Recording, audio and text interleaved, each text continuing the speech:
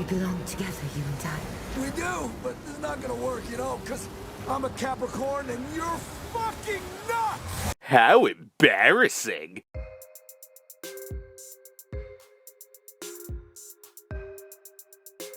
Guillermo del Toro's Hellboy is actually a pretty solid movie. Despite a few flaws here and there due to aging, I still find this movie very enjoyable, and it's honestly a guilty pleasure of mine. It's not perfect, but it's really good. But I'm not here to talk about that Hellboy movie. I'm here to talk about this piece of shit right here. Hellboy 2019, directed by Neil Marshal, is just a straight up shit show. Everything about this movie is just wrong. Just look at this shit, it looks horrifying. It honestly hurt to watch this movie, and the worst part of it is I couldn't rent it to watch it fully, and I actually had to fucking buy the entire thing. So fuck you guys for making me do this. So yeah, let's just get into this, why this movie is fucking awful. Holy shit, Sensei Kyle is starting off a review without talking about the plot first? What's happening? But trust me, I have to talk about this one first. Right off the bat, I think I want to get the obvious shit out of the way. This movie looks fucking disgusting. Look at his face. His face is a rapist face. Look at his dumb rapist face. Now, many of you may know that I heavily encourage using practical effects over CGI effects. But Jesus fucking Christ, is this horrifying. Hellboy looks like he got hit by a fucking train.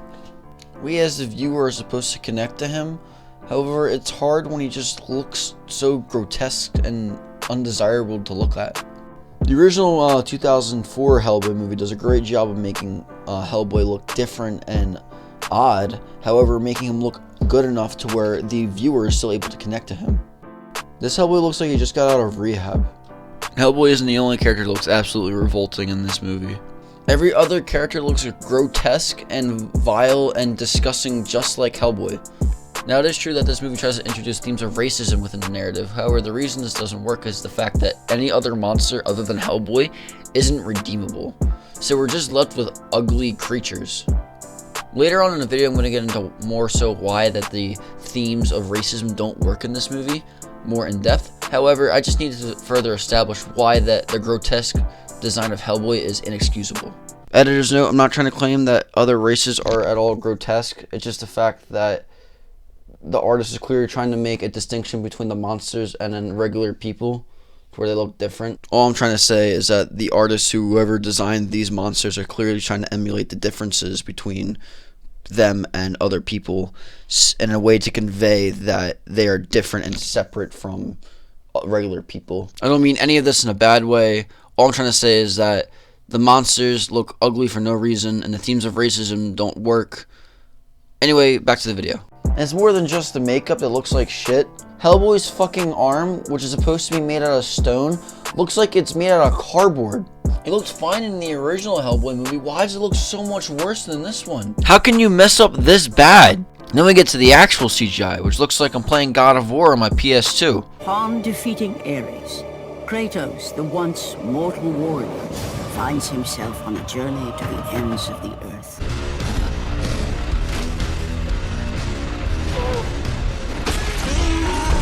Seriously though, why does it just look so disturbing? Why is everything about you wrong? Alright, now let's get on with this godforsaken plot. So basically, what happens is, long ago, King Arthur killed this witch lady thing who had an army of monsters and banished the monsters into the shadows while cutting this lady up into pieces. Now the monsters have come back, and it's up to Hellboy to stop the evil witch lady and her monsters.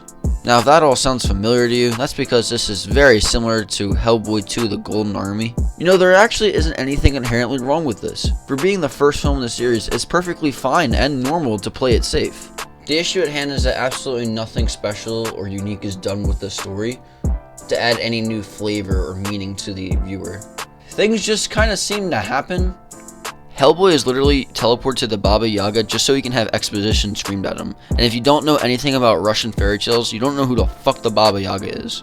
As a viewer, I shouldn't have to Google a character while watching it to know who they are. In the original Hellboy movie from 2004, we always received exposition from the perspective of John Myers. That way we can naturally digest it. We even had Abe Sapien, who was a character who would just naturally give exposition to the viewer, because that was in his character. In this film, we don't get any of that shit. Yeah, remember that Baba Yaga scene I was talking about earlier? She literally introduces a conflict for Hellboy, and we don't revisit it at all throughout the entire movie. I think they are trying to set up a sequel, maybe, but this was placed in the middle of the movie. This isn't an editing fuck up either. There is a sequence of events that does lead to this. However, it has no purpose to the story. This is just a writing mishap. This character's only real purpose is just to lead the pig monster thing to the evil witch lady. Then we have this awkward scene where this lady who can see the future tells Hellboy his backstory and also tells him he's going to destroy the world. And Hellboy doesn't realize that these people who he's with are all going to try and kill him later. And this bitch is introduced and is treated like as we already know her, which we don't. And then it's revealed that the fucking pig man thingy has like some beef with Hellboy or something like that.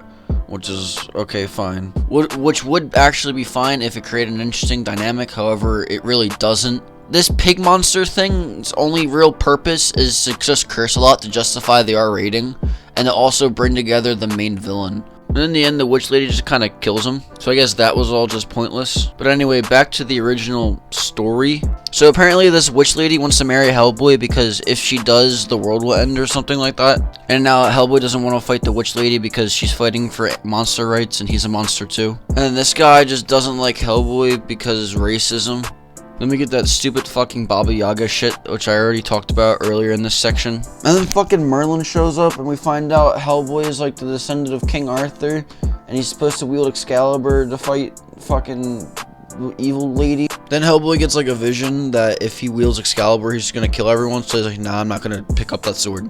And finally, after talking to his dead dad for a little bit, Hellboy just takes the sword and kills the evil lady without destroying the world. And then the movie tries to set up a sequel, and then it just ends. Do I sound bored to you at all? It's because I am. This story clearly has no vision and honestly feels like a bunch of cliff notes shuffled together and vomited onto a board. It's either bland and forgettable or just straight up fucking stupid. It feels like a commercial for a franchise, not a standalone movie. Now it's time we talk about our anime MC himself, Hellboy. The biggest issue with Hellboy in this film is his experience and how it plays into the plot. They describe him as like this seasoned worker who's been in the game for like 20 years or something like that.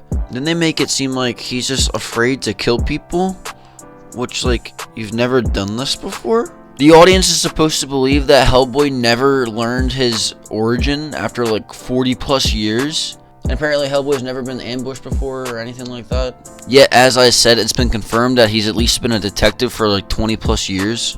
It's also the first time Hellboy supposedly had an inner conflict with fighting demons. And apparently Hellboy's adoptive father is the one who runs this paranormal place thingy, which makes his dad seem more like a dickhead and gives Hellboy more the reason not to trust him. However, this movie treats any form of distrust Hellboy has with any of these characters as a bad thing, even though it's completely justified. In the original Hellboy movie, the beef between Hellboy and his father was more petty beef that you would see normally with a father and a son. In the original films, Hellboy's conflicts with society came from everyone else but his father. Abe Sapien also existing gave the idea that Hellboy wasn't alone in being a monster who would help human society. The discrimination towards Hellboy was becoming more and more prominent because Hellboy's father was dying and he could no longer protect him. No, I'm not going to sit here and claim that the original Hellboy movie is a masterpiece in how racism and discrimination should be shown in films and cinema, but it's leagues better than whatever the fuck this new Hellboy movie is trying to do. There's absolutely no problem with a superhero movie being simple, dumb fun. Hell, in a lot of ways, you can use the words dumb to describe the original two Hellboy movies, which, as I said before, is completely fine. However, when you try to include themes of racism and discrimination, you get into muddy waters where you need to be really talented to convey these things properly. Otherwise, you get, well, Hellboy 2019. This all would have been completely fine if they just decided to make Hellboy younger. They still could have portrayed as the arrogant, wisecracking, cigar-smoking dickhead how he is in the earlier movies and the comic books, and still have him be a rookie. And while you're at it, get rid of this girl too, she fucking sucks. There, I just fixed half your fucking movie. Where's my paycheck, Lionsgate? The music sucks. I don't really know what else to say because I'm not exactly a music critic, but the music is pretty bad. It's either like weird dubstep or recycled, rehashed like violin. There's some pretty solid rock music in the giant fight scene, however, it doesn't at all fit with the tone, so it doesn't work here either. Unfortunately, I can't show you guys any music due to YouTube's copyright system, and if I alter the music anyway, it's gonna make it seem worse anyway. So you guys are just gonna have to take my word for it. Sorry, not sorry. The comedy is also pretty bad. If you guys couldn't tell, it's clear this movie is trying to go for a Deadpool vibe, so clearly more of like a dark comedy, but it's just awful. What have you been eating? And they've requested your assistance with a giant problem. Oh, yeah? What's that? Giants. But this is not gonna work, you know, because I'm a Capricorn and you're fucking nuts! I mean, if you think this is funny, then all power to you, but I don't think so. The action in Hellboy, just like everything else, is pretty terrible. I already talked about the music and the effects, so I won't go into detail about how they affect the action. However, everything else is also pretty bad. The biggest issue is that Hellboy is way too inconsistently invincible. Let me explain. There's times where Hellboy gets the shit kicked out of him by just like regular people, but then he fights giants and gets knocked around and is completely fine. Now, obviously, having Hellboy being more vulnerable would allow for more tension within the action, but since this movie isn't really doing that, I'm going to explain how it could have been better. What this movie needed to do was to divert the tension into other characters. A movie that actually does this very well is Deadpool 2. The audience understands that Deadpool is going to make it out of this movie alive. However, where the tension comes from is whether or not Deadpool can save the kid. Hellboy doesn't fucking do this for some reason. I honestly don't know why, it just chooses not to.